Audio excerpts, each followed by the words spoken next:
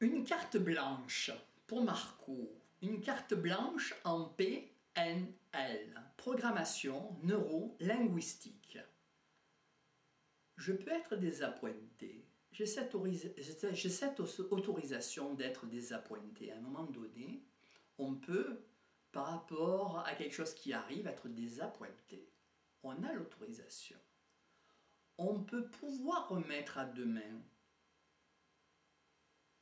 Ça, c'est aussi, en philosophie, une donnée importante qu'on peut remettre à demain. On peut passer un moment de calme avant une action. On peut être conscient, peut-être même momentanément conscient. Ça demande une activité cérébrale particulière. À un moment donné, il faut aussi faire un lâcher-prise. On peut passer un moment difficile, mais c'est temporaire. Il faut garder aussi l'espoir et la confiance. Malgré les épreuves qu'on peut avoir, on peut garder aussi l'espoir et la confiance. On peut passer un moment difficile, mais c'est temporaire. On peut avoir appris quelque chose et aussi accepter d'apprendre quelque chose. Ça rend aussi modeste et humble. On peut chercher. Qui cherche rien n'a rien, dit-on. On peut chercher. Ça peut être différent. Les choses qu'on peut trouver peuvent être différentes. Pourquoi avoir peur de la différence? La peur, qu'est-ce que ça pourrait être? Une charnière entre l'habitude et la connaissance. Il faut avoir un moment un peu peur. Mais ne pas avoir peur d'avoir peur peut-être. Pour passer à quelque chose d'autre, une connaissance. Ce peut être délicieux aussi de découvrir, d'apprendre les nouvelles choses dans la lecture ou la rencontre avec des auteurs. On peut être plein d'énergie ou échanger des énergies entre êtres humains. C'est important les échanges d'énergie. On peut être positivement serein à un moment donné. Même si la lune pleine est par là de temps en temps, on dit dans 2-3 jours ça passera. Et ça ira mieux demain peut-être. On peut être positivement serein. On peut être une dynamo que rien n'arrête. À un moment donné, mais jusqu'à quand? Quand arrêter la dynamo? Ce peut être une bénédiction du ciel. C'est une bénédiction du ciel de pouvoir dire oui à un livre, comme de dire non à un livre peut-être. Le choix, le temps de cerveau disponible est précieux. Et il n'est vraiment pas large le temps de cerveau disponible finalement. La vie d'un être humain, par rapport aux minéraux, entre autres, qui sont là depuis des millions d'années, c'est vraiment, excusez-moi, pas infime, mais effectivement, même si la vie d'un être humain est précieux, il faut relativiser. Ça peut être délectable de vie, une vie d'être humain. Et si la vie était un jeu, J-E-U,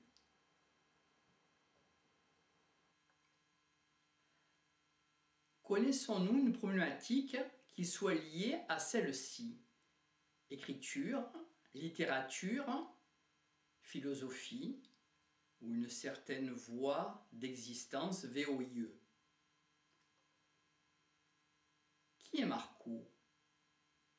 On pourrait se demander qui est Marco Bruna.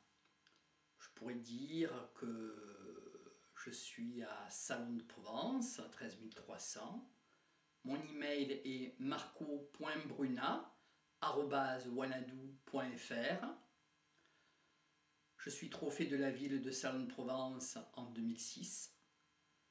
Je suis maître Reiki 2005, trésorier et réalisateur de témoignages patrimoine 13 300 vidéos documentaires sur la Provence, avec notamment plus de 250 films documentaires sur un métier, un portrait ou une passion liée notamment au patrimoine de la Provence.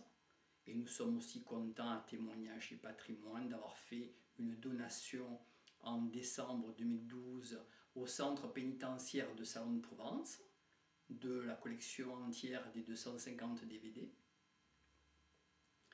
Je suis aussi président et animateur d'Art, Communication, Esprit, 13 300 à Salon de Provence, pour le développement personnel en Provence, Reiki, lithothérapie, PNL, philosophie, angiologie et communication. Nous sommes non religieux et aconfessionnels.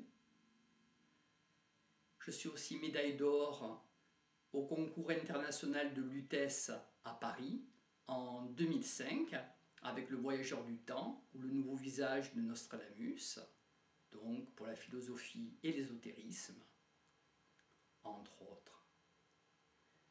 Et j'ai fait aussi des cafés philosophiques à Marseille en 1998 jusqu'en 2004, avec notamment le Suffren, Beau Rivage et aussi la Samaritaine, donc avec les cafés philosophiques où j'ai participé activement donc dans ces cafés philosophiques qui étaient très intéressants sous le thème un peu donc de Marc Sauté, avec un animateur ou une animatrice qui jaugeait les doigts levés des personnes pour pouvoir les faire participer à un moment donné dans la discussion à leur tour sur un thème donné et sur un thème choisi, entre autres, ensemble, avant le café philosophique.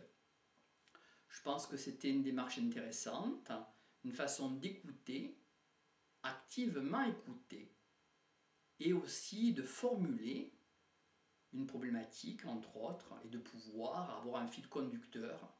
La difficulté, bien entendu, quand on avait levé le doigt, on ne parlait pas de suite.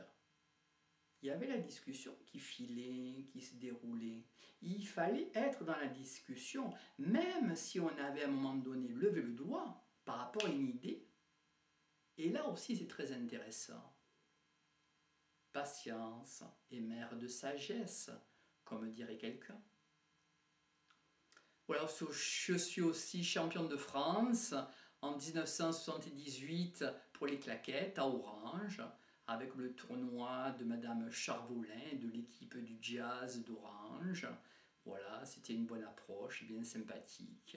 Voilà, qui est Marco. Voilà, à peu près on peut voir par rapport à ce que j'ai fait peut-être qui je suis. Entre autres, j'ai essayé de vous proposer aujourd'hui sur le thème écriture, littérature et philosophie, manière d'être, sur http://ebooks marcobruna.artspace.eu ebooks marcobruna, tout attaché, .artspace.eu. À prochainement de vous rencontrer, à votre écoute.